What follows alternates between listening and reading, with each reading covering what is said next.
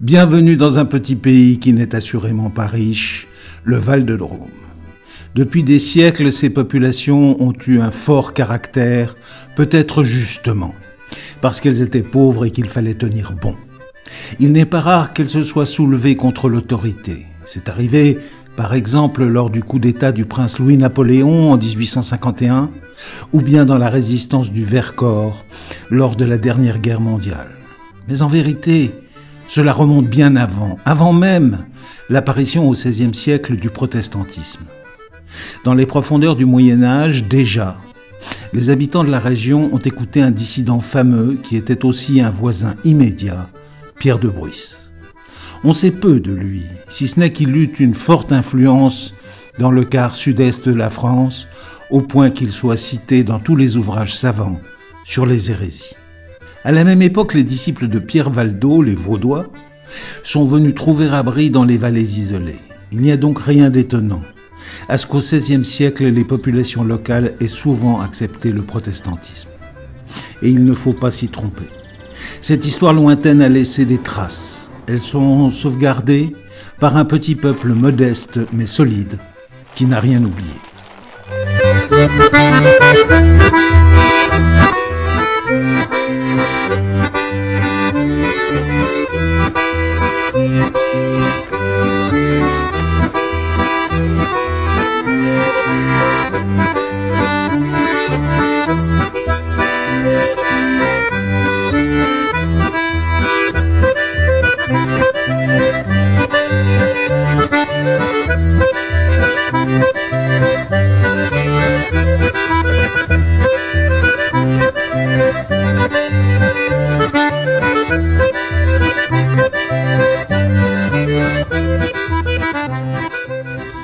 Nous voici par exemple à la Baume-Cornillane.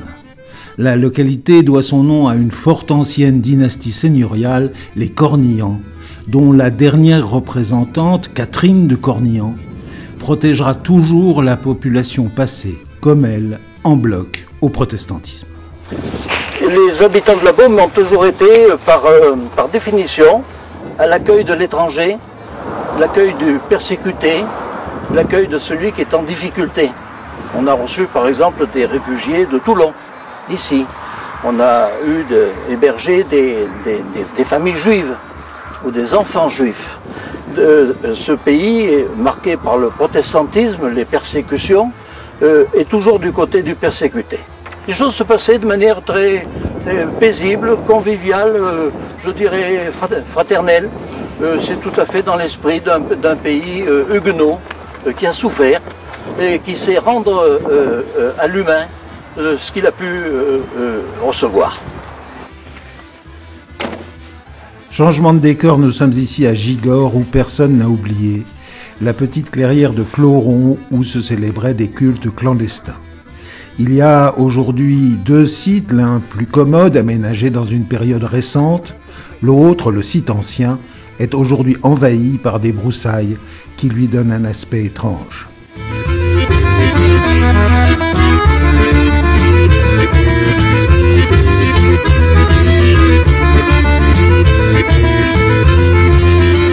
Alors voilà cette clairière qui a été un peu aménagée. Et notre pasteur actuel pose sur sa table ici une Bible, parce que la tradition voulait qu'il y ait toujours sur la table de ces réunions clandestines qu'il y avait ici, en mémoire de ce temps-là. Et donc il se pose là, et l'assemblée est là, voilà, dans cette espèce d'amphithéâtre naturel. Ici, c'était des réunions que les protestants, après la révocation d'édit de Nantes en 1685, ont trouvé pour s'abriter, se cacher des dragonnades qui avaient été instaurées par Louis XIV. Et donc, ils ne pouvaient plus pratiquer leur culte. Et pour pratiquer le culte protestant, ils venaient là dans ce trou que nous allons découvrir tout à l'heure.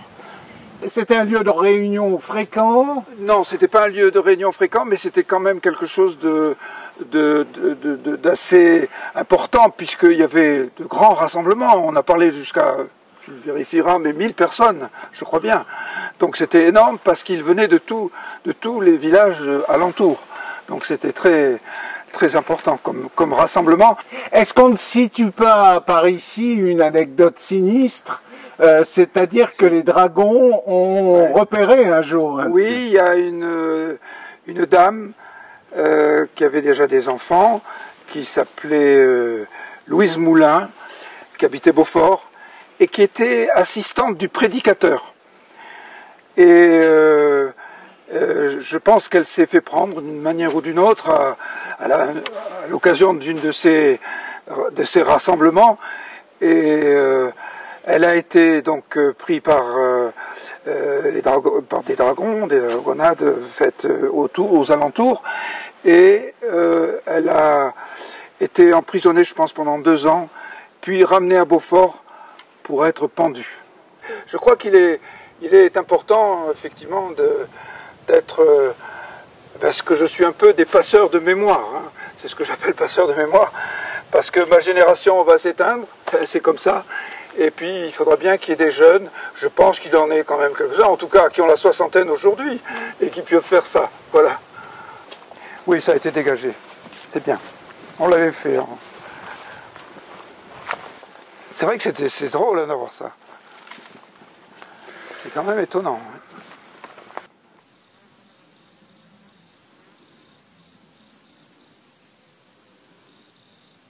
On se mettait comme ceci, également en amphithéâtre, comme c'est en haut, mais d'une manière beaucoup plus grande.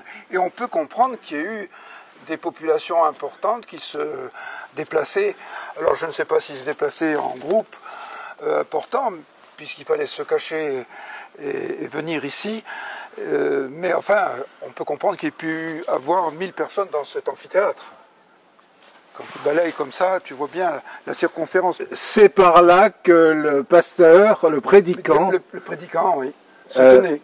Et il avait des assistants, apparemment, puisqu'on sait que Louise Moulin de Beaufort était une assistante de prédicateur, qui l'aidait sûrement à lui placer la Bible, à lui introduire la page. Je suppose qu'à l'époque, on faisait les choses élégamment. On voit qu'on était là-haut, hein, là où le ciel apparaît.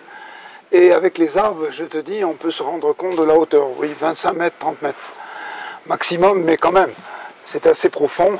Et on voit la paroi qui tourne, comme ceci, comme l'amphithéâtre à l'opposé que nous avons pour que les gens puissent s'asseoir et écouter. Il faut voir le courage de ces gens, puisqu'ils venaient ici, ils venaient écouter leur pasteur, mais on transportait la chair.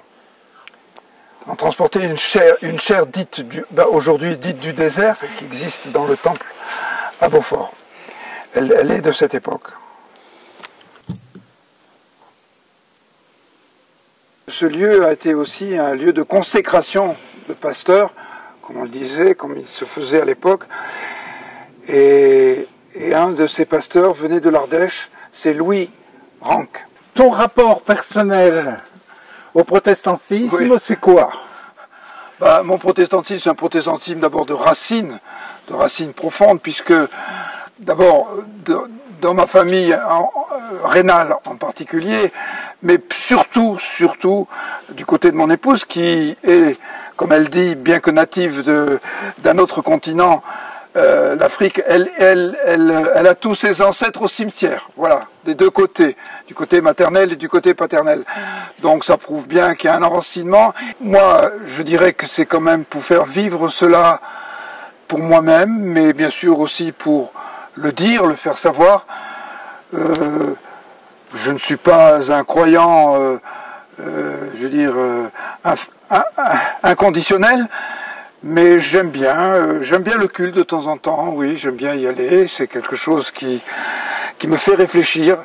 La théologie me plaît quelque part aussi, j'aime bien, j'ai lu quelques textes, pas seulement bibliques, je veux dire, mais de gens qui expliquent ce qu'on peut comprendre, c'est intéressant. Donc de ce point de vue que je vis ma foi protestante.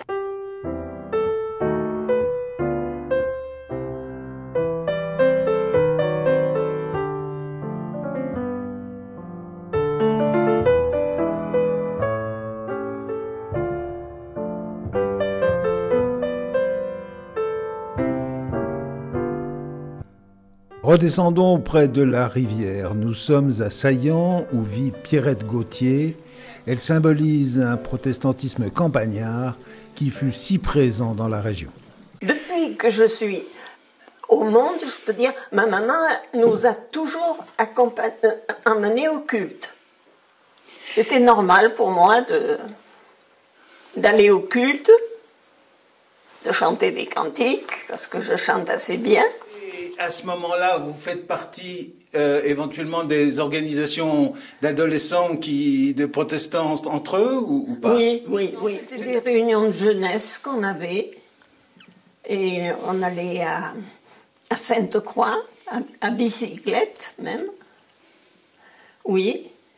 Puis on avait aussi les réunions, les journées rurales à Bordeaux.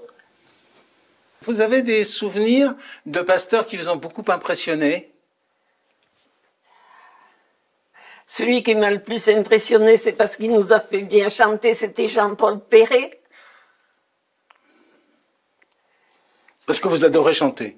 Oui. Vous avez toujours chanté? Oui. Par exemple, vous lisez beaucoup la Bible? Oui, tous les jours. Tous les jours.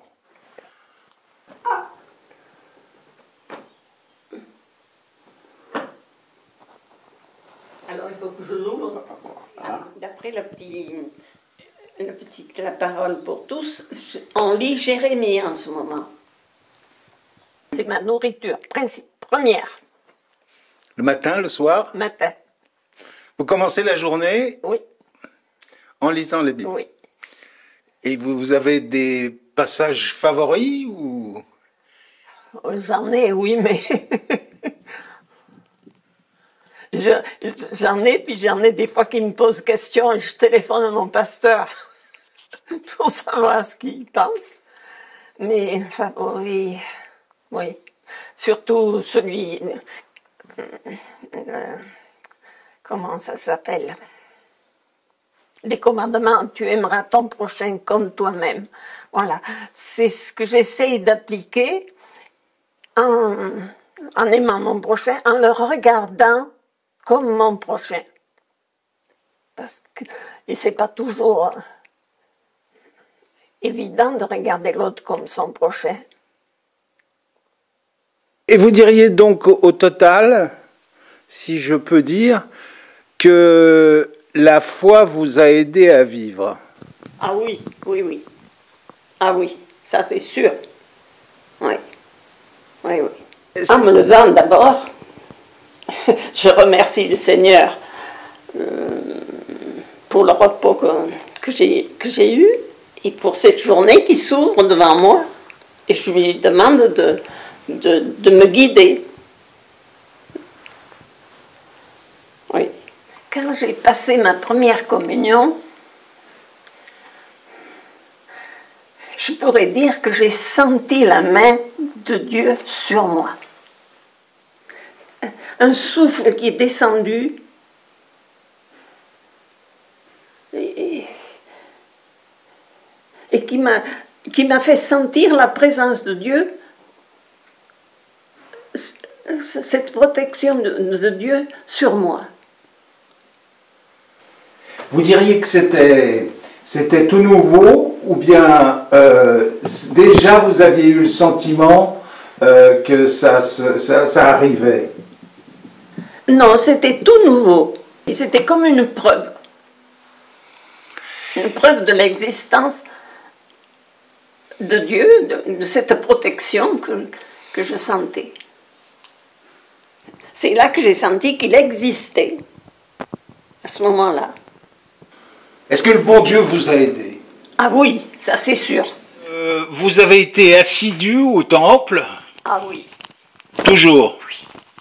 Par exemple, pour vous, aller au culte, qu'est-ce qui est le plus important? Est-ce que c'est le moment de foi, si je puis dire, ou bien est-ce que c'est, pardonnez-moi l'expression, mais de se retrouver avec les copains? Dans le bon sens, me retrouver avec la communauté, ah, ça c'est sûr, oui. Oui, j'aime bien me retrouver avec la communauté pour prier, pour chanter, oui, oui, oui. C'est surtout parce que je sens dans la communauté la présence du Seigneur. Quand je me suis mariée, mon mari était conseiller presbytéral. Est-ce que votre mariage a à voir avec le fait que vous ayez tous les deux la même religion? Je pense. Et de toute façon, un catholique ne se serait pas marié avec moi, hein, ça c'est sûr. Ah oui. La paroisse de Saillant, à ce moment-là, était très différente de la paroisse de Cray. Oui, c'était une paroisse de campagne et pas de ville. Vous pensez que le protestant de campagne, le fermier, il est différent du bourgeois? Il est plus simple, plus ouvert, celui des campagnes, je trouve. Mais maintenant, enfin, celui de la ville, il a fait beaucoup de progrès. Beaucoup de progrès. Une communion entre les deux. Il y a un temps, ils étaient un peu snobs, c'est ça? Oui, oui. On est dans une société maintenant où la religion, quand même, est très absente. Ça. Comment vous le vivez? Ben, je le vis un peu tristement. Un peu tristement parce que les gens, j'ai l'impression, sont de plus en plus égoïstes. Il y a toujours l'argent qui est là, qui... Le pasteur, c'est quelqu'un d'important. Oui, parce qu'il nous donne des messages nourrissants. Il y en a qui savent mieux expliquer la parole et nous aider à la comprendre. Si on vous dit « Ah mais ça, c'est pas possible, c'est pas vrai », est-ce que vous êtes très fâché?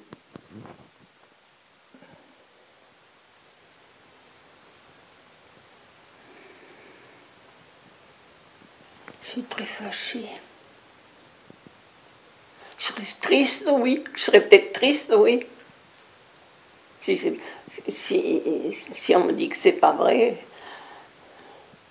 Mais je dirais quand même, c'est écrit dans la Bible.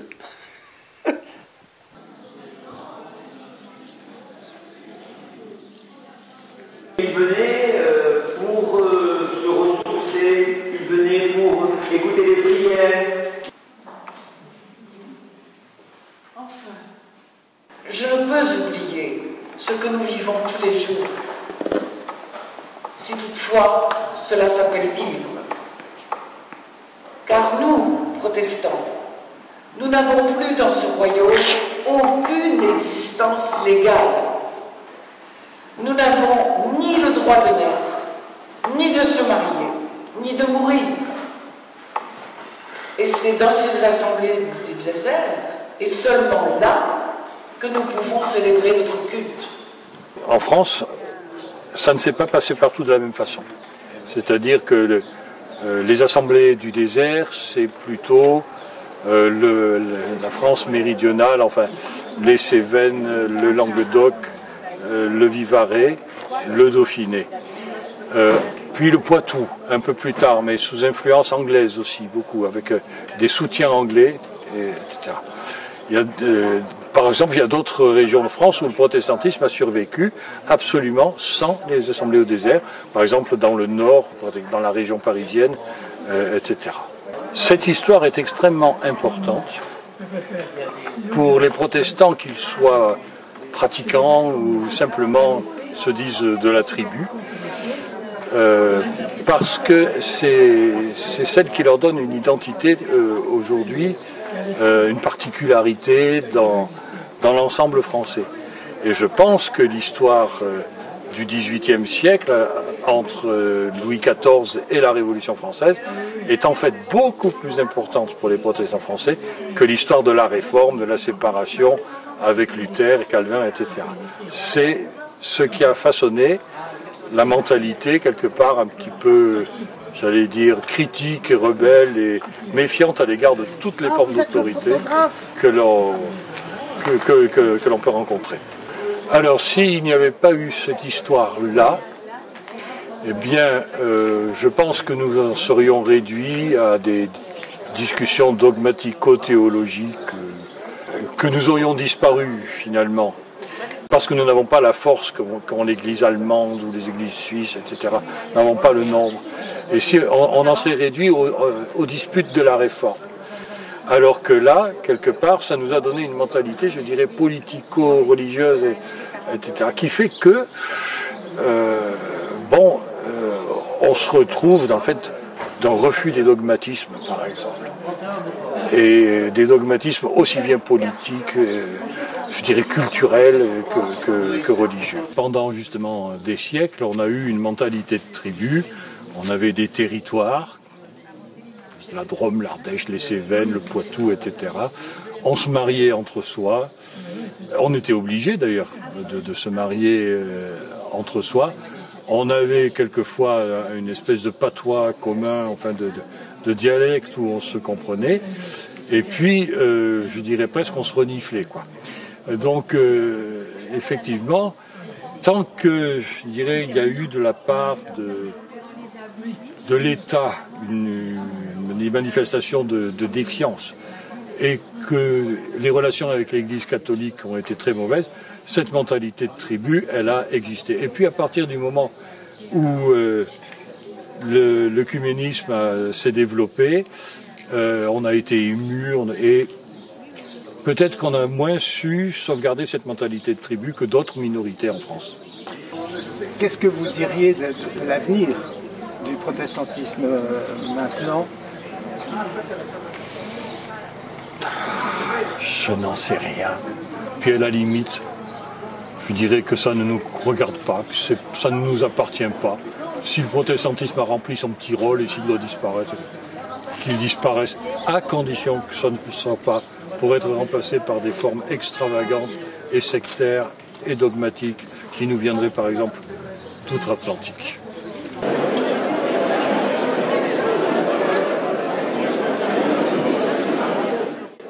Merci pour votre présence aujourd'hui nombreuse donc, à cette soupe polar à Alex. Je rappelle, c'est la 21e.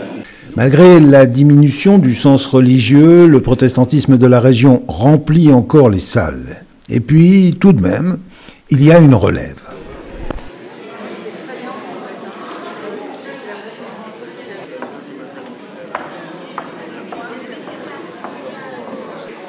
Je vous invite maintenant à faire silence, à vous laisser accueillir par Dieu qui était là avant que nous arrivions pour nous accueillir.